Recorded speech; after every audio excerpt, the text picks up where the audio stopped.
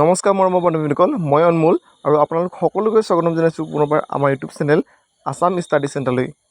আজিও এই ভিডিঅ'ত মই আপোনালোকৰ বাবে লৈ আনিছোঁ অসমৰ ইতিহাস অৰ্থাৎ অসম বঞ্জীয় 20টা মষ্ট ইম্পৰ্টেণ্ট কুৱেশ্যন আনচাৰ, যিকেইটা কুৱেশ্যন আনচাৰ আপোনালোকৰ সকলো ধৰণৰ প্ৰতিযোগিতামূলক পৰীক্ষাৰ বাবে সহায়ক হ'ব। এই ভিডিঅ'টো আমাৰ অসম বঞ্জীয় দ্বিতীয় খণ্ড অৰ্থাৎ পাৰ্ট 2 নম্বৰ, আৰু যদি পাৰ্ট 1 তথা প্ৰথম খণ্ডটো যিসকলে চোৱা নাই অৰ্থাৎ প্ৰশ্নটো যিসকলে চাবলৈ পোৱা নাই, সেই ভিডিঅ'টোৰ লিংক আমি ডেছক্ৰিপশ্যনত দি দিছোঁ। আপোনালোকে এই ভিডিঅ'টো চোৱাৰ পিছত সেই ভিডিঅ'টো আপোনালোকে চাবলৈ নাপাৰিব, কাৰণ সেই ভিডিঅ'টো আমি আলোচনা কৰি গৈছোঁ যে অসম বঞ্জী তথা অসমৰ ইতিহাসৰ এনেকুৱা ধৰণৰ বহুত ইম্পৰ্টেণ্ট কুৱেশ্যন আনচাৰ, যিখিনি কুৱেশ্যন আনচাৰ আপোনালোকৰ প্ৰতিদিনৰ পৰীক্ষাৰ বাবে সহায়ক হ'ব। প্ৰশ্ন 21, কাৰ দিনত চীনা পৰিব্ৰাজক হিউৱেন চাং অসমলৈ আহিছিল? বন্ধুসকল, এই প্ৰশ্নটোৰ শুদ্ধটোতো হ'ব অপশ্যন ক, কুমাৰ ভাস্কৰ বৰ্মনৰ দিনত। অৰ্থাৎ কুমাৰ ভাস্কৰ বৰ্মনৰ দিনত চীনা পৰিব্ৰাজক হিউৱেন চাং অসমলৈ আহিছিল। মনত ৰাখিব, ঠিক আছে, ইম্পৰ্টেণ্ট হয়। প্ৰশ্ন 22, কোনজন ৰজাই কমতাপুৰত ৰাজধানী পাতি কমৰেডছ উপাধি গ্ৰহণ কৰিছিল? বন্ধুসকল, প্ৰশ্নটোৰ শুদ্ধটোতো হ'ব অপশ্যন ঘ, সন্ধ্যা। অৰ্থাৎ সন্ধ্যা ৰজাই কমতাপুৰত ৰাজধানী পাতি কমৰেডছ উপাধি গ্ৰহণ কৰিছিল। মনত ৰাখিব, ঠিক আছে, অসম বঞ্জী প্ৰশ্ন উত্তৰবিলাক। নেক্সট আছিল কুৱেশ্যন নম্বৰ 23, অৰ্থাৎ 23 নম্বৰ প্ৰশ্নটো আছে, প্ৰাচীন কামৰূপৰ ৰজা ভগদত্তৰ বীৰত্ব আৰু মৃত্যুৰ কথা উল্লেখ থকা মহাভাৰতৰ পৰ্বটো কি? বন্ধুসকল, প্ৰশ্নটোৰ শুদ্ধটোতো হ'ব অপশ্যন খ, কৰ্ণপৰ্বৰ। অৰ্থাৎ প্ৰাচীন কামৰূপৰ ৰজা ভগদত্তৰ বীৰত্ব আৰু মৃত্যুৰ কথা উল্লেখ থকা মহাভাৰতৰ পৰ্বটোৰ নাম হৈছে কৰ্ণপৰ্বৰ। নেক্সট প্ৰশ্ন 24, মানৰ দ্বিতীয় আক্ৰমণ কোন চনত হৈছিল? বন্ধুসকল, বহুত ইম্পৰ্টেণ্ট, ঠিক আছে, মানৰ প্ৰথম আক্ৰমণ, দ্বিতীয় আক্ৰমণ আৰু তৃতীয় আক্ৰমণ ভালদৰে চাই ল'ব কোনটো কেতিয়া হৈছিল, ঠিক আছে। বন্ধুসকল, এই প্ৰশ্নটোৰ শুদ্ধটোতো হ'ব অপশ্যন ক, 1819 চনত। অৰ্থাৎ মানৰ দ্বিতীয় আক্ৰমণ 1819 চনত হৈছিল। আহিছোঁ আমি কুৱেশ্যন নম্বৰ 25, অৰ্থাৎ প্ৰশ্ন 25লৈ আহিছোঁ। ইতিহাস প্ৰসিদ্ধ কমতাপুৰ ৰাজ্যৰ প্ৰথমগৰাকী ৰজা কোন আছিল? বন্ধুসকল, প্ৰশ্নটোৰ শুদ্ধটোতো হ'ব অপশ্যন ক, সন্ধ্যা। অৰ্থাৎ ইতিহাস প্ৰসিদ্ধ কমতাপুৰৰ ৰাজ্যৰ প্ৰথমগৰাকী ৰজা আছিল সন্ধ্যা, ঠিক আছে, মনত ৰাখিব। কুৱেশ্যন নম্বৰ 26, অৰ্থাৎ প্ৰশ্ন 26, মানৰ তৃতীয় আক্ৰমণ কোন চনত হৈছিল? বন্ধুসকলে প্ৰশ্নটোৰ শুদ্ধটোতো হ'ব অপশ্যন খ, 1821 চনত। মনত ৰাখিব, ঠিক আছে, অৰ্থাৎ মানৰ তৃতীয় আক্ৰমণ হৈছিল 1821 চনত। আৰু আমি পাইছিলোঁ আগৰ প্ৰশ্নত কি, মানৰ দ্বিতীয় আক্ৰমণ। মানৰ দ্বিতীয় আক্ৰমণ কেতিয়া হৈছিল? 1819 চনত। আৰু মানৰ তৃতীয় আক্ৰমণ কেতিয়া হৈছিল? 1821 চনত। মনত ৰাখিব, ঠিক আছে। আৰু মই আপোনালোকলৈ এইটো প্ৰশ্ন ৰাখিছোঁ যে মানৰ প্ৰথম আক্ৰমণ কোন চনত হৈছিল, ঠিক আছে। যিসকলে জানে কমেণ্টত কমেণ্ট কৰি জনাবলৈ নপৰিব, ঠিক আছে। আহিছোঁ আমি পৰৱৰ্তী প্ৰশ্নলৈ। প্ৰশ্ন 27, তেজপুৰ পুৰস্থিত মহাভৈৰৱ শিৱ মন্দিৰ কোনগৰাকী ৰজাই নিৰ্মাণ কৰিছিল? অৰ্থাৎ তেজপুৰস্থিত মহাভৈৰৱ শিৱ মন্দিৰ বাৰাণসীয়ে নিৰ্মাণ কৰাইছিল, ঠিক আছে, মনত থ'ব। নেক্সট কুৱেশ্যন নম্বৰ 28, অৰ্থাৎ প্ৰশ্ন 28, 1617 চনত সংঘটিত আহোম আৰু মোগলৰ যুদ্ধখনক কি নামেৰে জনা যায়? বন্ধুসকলে প্ৰশ্নটো শুদ্ধটোতো হ'ব অপশ্যন ক, হাজো যুদ্ধ। অৰ্থাৎ 1617 চনত সংঘটিত আহোম আৰু মোগলৰ মাজত যোনখন যুদ্ধ হৈছিল, সেই যুদ্ধখনক হাজো যুদ্ধ নামেৰে জনা যায়। মনত ৰাখিব, ঠিক আছে। আৰু হাজো যুদ্ধ কোন চনত সংঘটিত হৈছিল বা কোন চনত হৈছিল বুলি ক'লে আমি কি ক'ব লাগিব? 1617 চনত, ঠিক আছে। আৰু কাৰ কাৰ মাজত সংঘটিত হৈছিল? আহোম আৰু মোগলৰ মাজত। মনত ৰাখিব, ঠিক আছে। নেক্সট প্ৰশ্ন 29, শৰাইঘাটৰ ৰণ কাৰ দিনত আৰম্ভ হৈছিল? বন্ধুসকলে প্ৰশ্নটো শুদ্ধটো হ'ব অপশ্যন খ, চক্ৰধৰ সিংহৰ দিনত। অৰ্থাৎ শৰাইঘাটৰ ৰণ চক্ৰধৰ সিংহৰ দিনত হৈছিল। মনত ৰাখিব, ঠিক আছে, ইম্পৰ্টেণ্ট হয়, বহুতেই কনফিউজ হয়। আহিছোঁ আমি নেক্সট পৰৱৰ্তী প্ৰশ্নলৈ।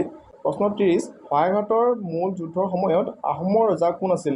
বন্ধুসকলে প্ৰশ্নটোৰ শুদ্ধটো হ'ব উদয়াদিত্য সিংহ। অৰ্থাৎ শৰাইঘাটৰ মূল যুদ্ধৰ সময়ত আহোমৰ ৰজা উদয়াদিত্য সিংহ আছিল, ঠিক আছে, মনত ৰাখিব। নেক্সট আহিল কুৱেশ্যন নম্বৰ 31, অৰ্থাৎ প্ৰশ্ন 31, উত্তৰ গুৱাহাটীৰ বেতনা নামৰ ঠাইত এতিয়াও দেখিবলৈ পোৱা বৈদ্যগড় নামৰ গড়টো কোনে নিৰ্মাণ কৰাইছিল? বন্ধুসকলে প্ৰশ্নটোৰ শুদ্ধটো হ'ব অপশ্যন ঘ, আদিমত্ৰই। অৰ্থাৎ উত্তৰ গুৱাহাটীৰ বেতনা নামৰ ঠাইত এতিয়াও দেখিবলৈ পোৱা বৈদ্যগড় নামৰ গড়টো আদিমত্ৰই নিৰ্মাণ কৰাইছিল। মনত ৰাখিব, ঠিক আছে। অসম বঞ্জী প্ৰশ্ন উত্তৰবিলাক আলোচনা কৰি থকা আছে। আৰু যিসকলে আগৰ ভিডিঅ'টো অৰ্থাৎ আগৰ 20টা কুৱেশ্যনৰ আনচাৰ ভিডিঅ'টো চোৱা নাই, সেইসকলে ভিডিঅ'টো চাব যদি বিচাৰে তেনেহ'লে ডেছক্ৰিপশ্যনত আমি লিংকটো দি দিছোঁ, তাত গৈ আপোনালোকে চাব পাৰে, ঠিক আছে। আৰু লগতে এনেকুৱা ধৰণৰ প্ৰশ্নসমূহৰ লগতে PDF-সমূহ ফ্ৰীকৈ পাই থাকিবলৈ আমাৰ টেলিগ্ৰাম চেনেলত জইন হৈ ল'ব লাগিব।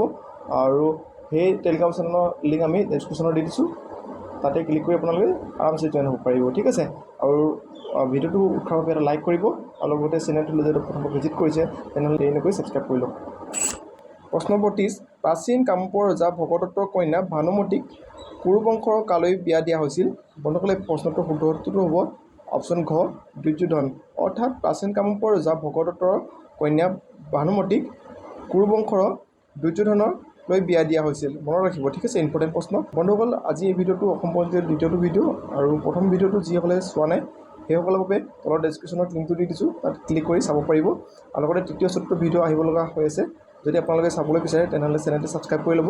প্ৰশ্ন 33, বৃহৎ সাম্ৰাজ্যবাদী নীতি গ্ৰহণ কৰা প্ৰাগজ্যোতিষপুৰ প্ৰথমগৰাকী ৰজাৰ নাম কি? বন্ধুসকল, প্ৰশ্নটোৰ শুদ্ধটো হ'ব অপশ্যন ক মহেন্দ্ৰ বৰ্মন।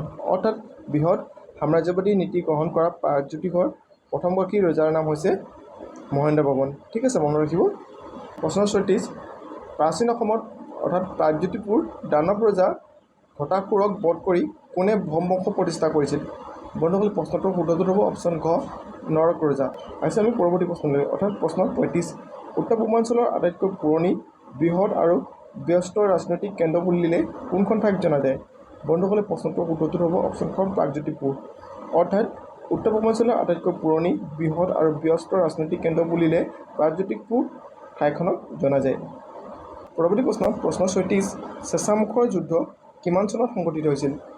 বন্ধুসকলে, প্ৰশ্নটোৰ শুদ্ধটো হ'ব অপশ্যন ঘ 1523 চনত। অৰ্থাৎ চেঁচামুখৰ যুদ্ধ 1523 চনত সংঘটিত হৈছিল।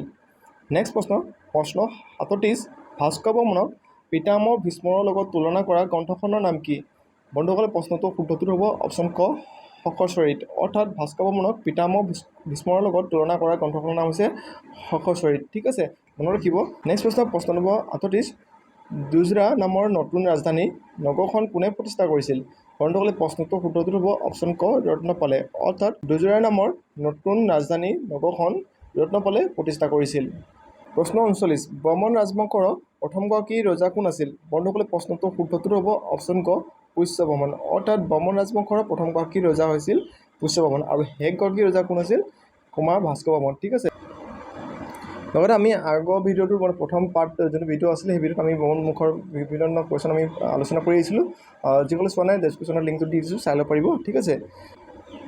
বন্ধুসকল, আজি এই ভিডিঅ'টোৰ অন্তিম তথা শেষ প্ৰশ্নটো হৈছে প্ৰশ্ন 40, তলৰ কোনখন ঠাই চুতীয়াসকলৰ স্থায়ী ৰাজধানী আছিল?